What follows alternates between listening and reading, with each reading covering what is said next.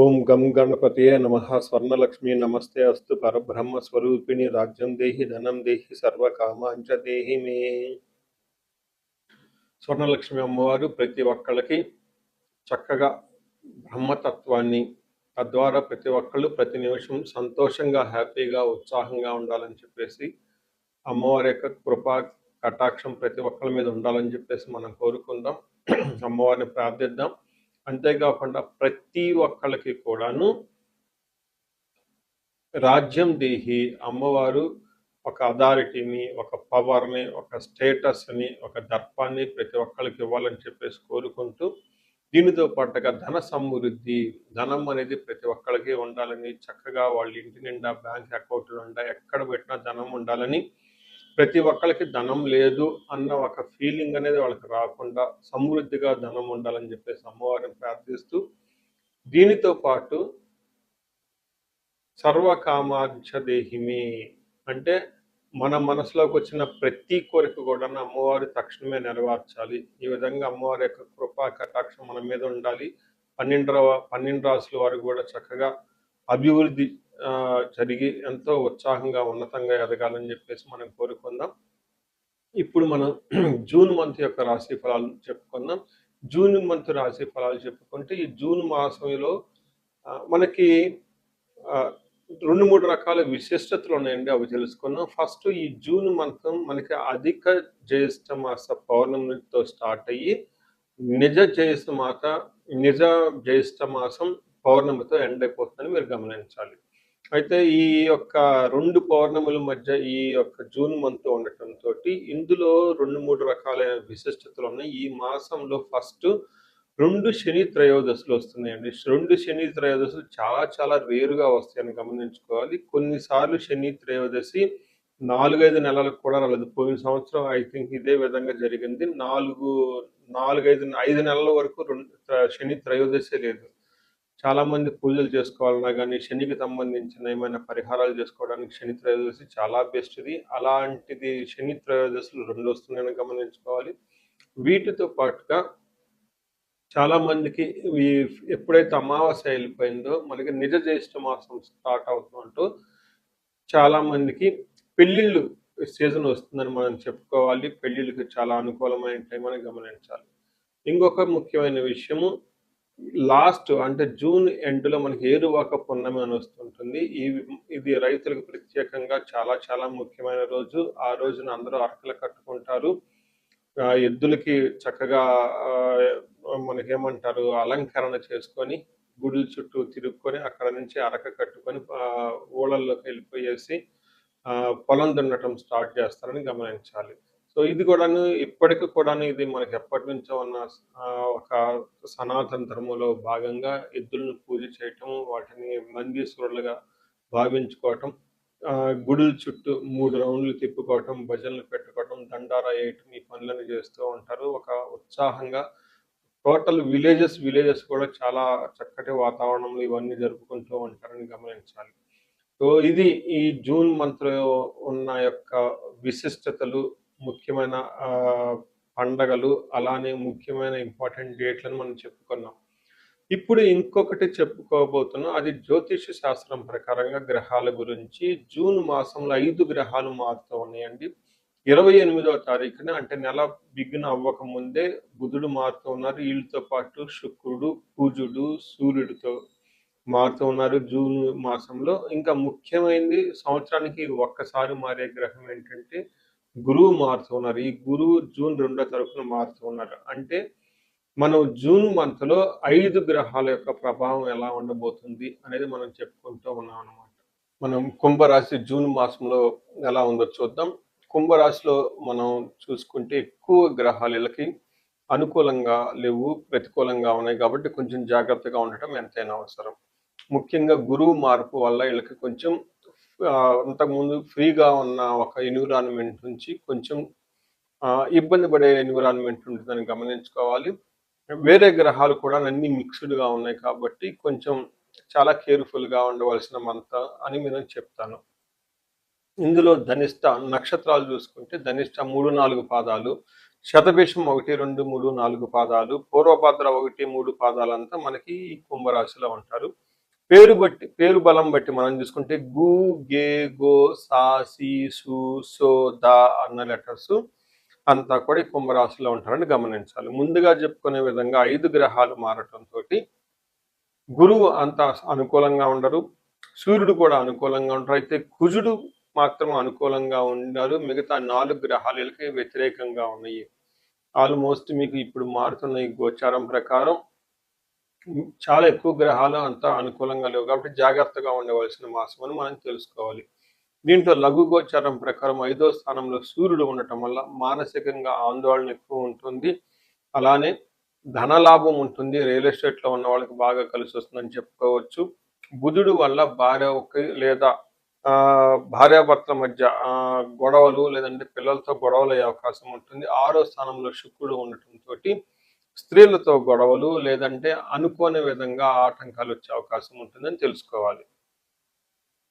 మనం ఒక్కొక్క గ్రహం చూసుకుంటూ ఉంటే సూర్యుడు వీళ్ళకి 5వ స్థానంలో ఉండటం వల్ల ఏం జరుగుతుంది అంటే, సూర్యుడు 5వ స్థానంలో అంటే ఆలోచనలో స్థిరత్వం ఉండదు, చాలా కన్ఫ్యూజన్ ఉంటుంది, మానసిక ఒత్తిడి ఉంటుంది, అనవసరమైన వాటికి వృధా ఖర్చులు చేసి వృధాగా టైం స్పెండ్ చేస్తారు.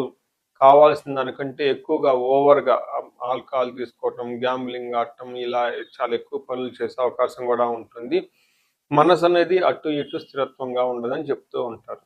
మనకి సంస్కృతంలో దాన్నే మనకి మహర్షులు చెప్తారు. ఏం చెప్తారంటే దేహాలాస్యం, మనస్తాపం, సుహృద్వేషం, ధన వ్యయం, బుద్ధి చాంచల్యం ఆప్నోతి, పంచమే రవి సంయుతే అని చెప్తారు. అంటే 5వ స్థానంలో సూర్యుడు ఉండటం వల్ల ఏమవుతుంది, దేహాలాస్యం అంటే సోమర్తనంగా ఉండటం, లేజీగా ఉండే అవకాశం ఎక్కువగా ఉంటుంది. మనస్తాపం అంటే మనసులో ఎక్కడో ఏదో పోగొట్టుకున్నట్టు ఒక ఫీలింగ్ లాగా ఉంటుంది. సుహృద్వేషం వీళ్ళ ఫ్రెండ్స్ని వీళ్ళని ద్వేషిస్తూ కూర్చుంటారు. ధన వ్యయం, ధనాన్ని ఖర్చు చేస్తూ ఉంటారు. వీటన్నిటికంటే కూడా మోస్ట్ ఇంపార్టెంట్ బుద్ధి చాంచల్యం ఆప్నోతి అంటే బుద్ధి బలం కోల్పోతారు, రాంగ్ డెసిషన్ తీసుకుంటారు, ఎవరితో పడితే వాళ్ళతో ఫ్రెండ్షిప్ చేస్తుంటారు, ఏది కావాలంటే చేసేసే అవకాశం ఎక్కువగా ఉంటుంది. సంతానానికి కూడా గొడవలు వస్తాయి. అయితే ధన ప్రవాహం మాత్రం బాగుంటుందని గమనించుకోవాలి.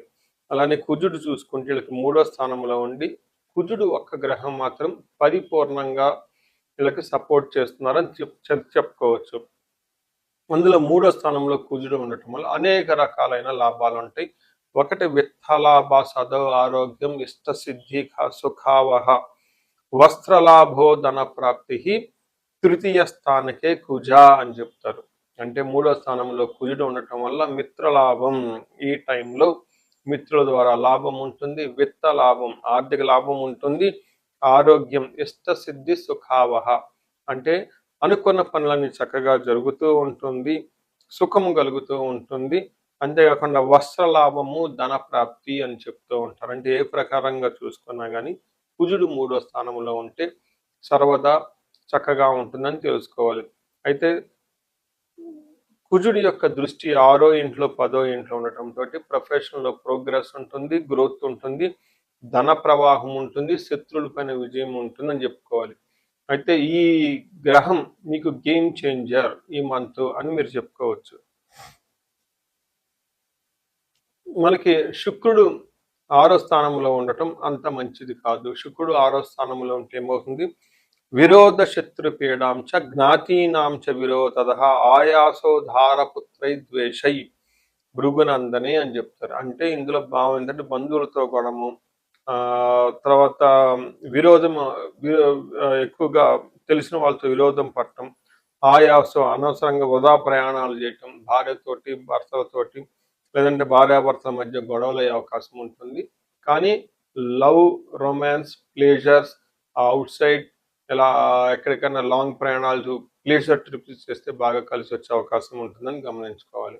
సో చూశారు కదండి, ఈ రాశి వాళ్ళు ఎక్కువగా కొంచెం ప్రతికూలంగా ఉంది కాబట్టి కొంచెం జాగ్రత్తగా ఎంతైనా ఉండటం చాలా ముఖ్యమని గమనించుకోవాలి. ఎంత వచ్చిందండి?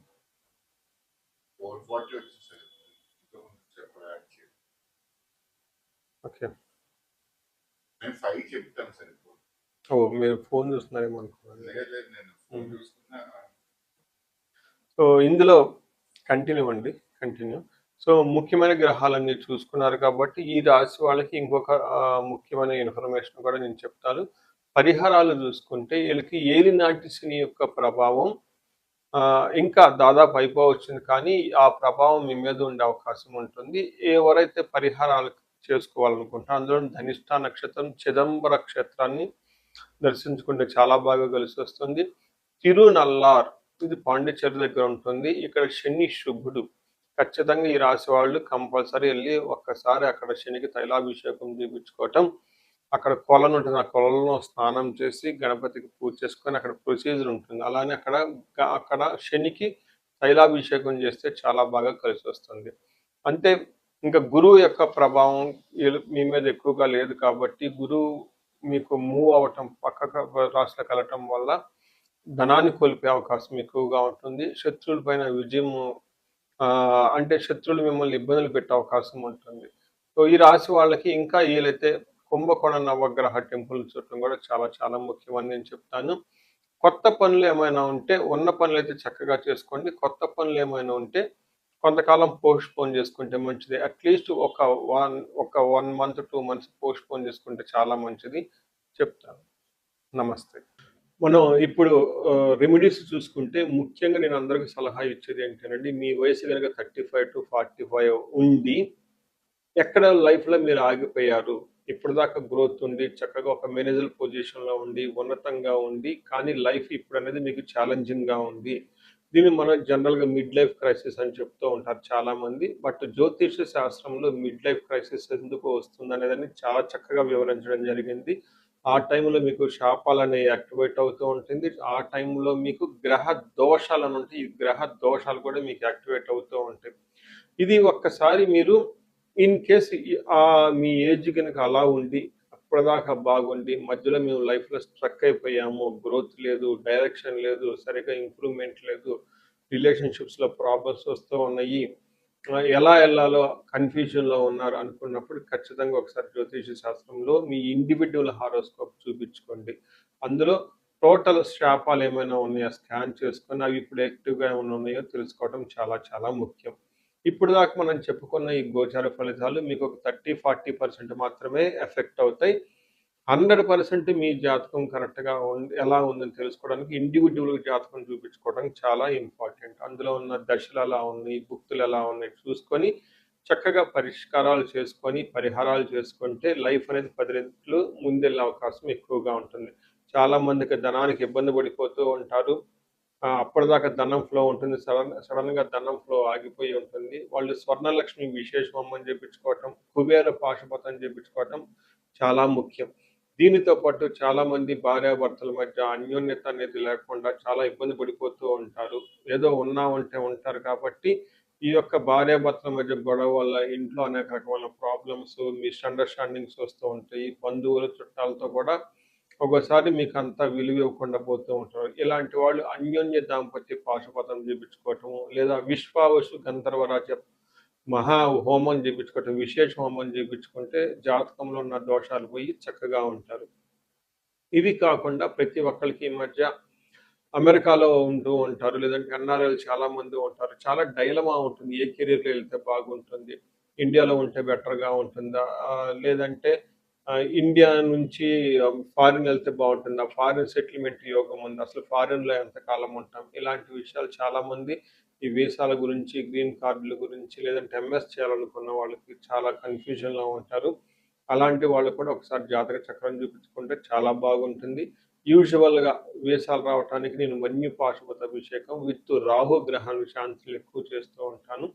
ఇలా రాహువుకి సంబంధించి మన్యు పాశుపతం చేస్తే వీటితో పాటు లక్ష్మీ గణపతి జపము, ఈ స్వర్ణలక్ష్మి జపం చేసుకుంటూ ఉంటే ఇక్కడ ఫారిన్‌లో ఈ వీసా ప్రాసెసింగు లేదంటే ఈ డాక్యుమెంటేషన్ వర్క్ అంతా చాలా చక్కగా ఫాస్ట్‌గా ఎలాంటి ఆటంకాలు లేకుండా అయ్యే అవకాశం ఉంటుంది. ఇది కాకుండా ఇంకా మీరు ఏమైనా ఇండివిడ్యువల్‌గా మీకు ఛాలెంజెస్ ఉన్నాయి. హెల్త్ బాగాలేదు, మహామృత్యుంజయ హోమము, ఇంకా ఏమైనా మీకు ఈ మీ యొక్క శత్రు బాధలు విపరీతంగా ఉన్నారు. చండీ హోమం చేపించుకోవటం. చండీ హోమంతో పాటు ఇంకా మీకు విపరీతంగమైన మిమ్మల్ని ఇబ్బంది పెట్టేసి, మిమ్మల్ని భయభ్రాంతులకు గురి చేసే వాళ్ళు ఎక్కువగా ఉన్నారు. బగలాముఖి, జపము, హోమము ఇవి చేపించుకుంటూ ఉంటే, మీ చుట్టూ ఒక మంచి ప్రొటెక్టివ్ ఎన్విరాన్మెంట్ ఉంటుంది. సో, ఈ మధ్య కాలంలో ఎక్కువగా నేను చండీ హోమాలు కూడా చక్కగా చేస్తూ ఉన్నాను. సాఫ్ట్‌వేర్ వాళ్ళకి, రాహు దశ నడిచిన వాళ్ళకి, రాహు అంతర్దశలో ఉన్నవాళ్ళు. ఇంకా నేను చాలా మందికి కాలసర్ప దోషాలు కూడా దగ్గరుండి చక్కగా నా ఆధ్వర్యంలో పూజలు చేపిస్తూ ఉన్నాను. ఇలాంటి వాళ్ళు మీ ఇండివిడ్యువల్ జాతకంలో ఒకసారి చూపించుకొని, ఎక్కడైనా మీరు లైఫ్ స్ట్రక్ అయ్యాము అనుకుంటే, వాటికి చక్కగా ఎందుకు కారణం తెలుసుకొని, పరిష్కారాలు తెలుసుకోవటం వల్ల మీ లైఫ్ పదింతలే ముందుకెళ్ళే అవకాశం ఎక్కువగా ఉంటుంది. మీ అందరికి అష్టలక్ష్మి కృప కలగాలని, అలానే అష్టైశ్వర్యాలు, భోగభాగ్యాలు కలగాలని చెప్పేసి నేను కోరుకుంటున్నాను. నమస్తే.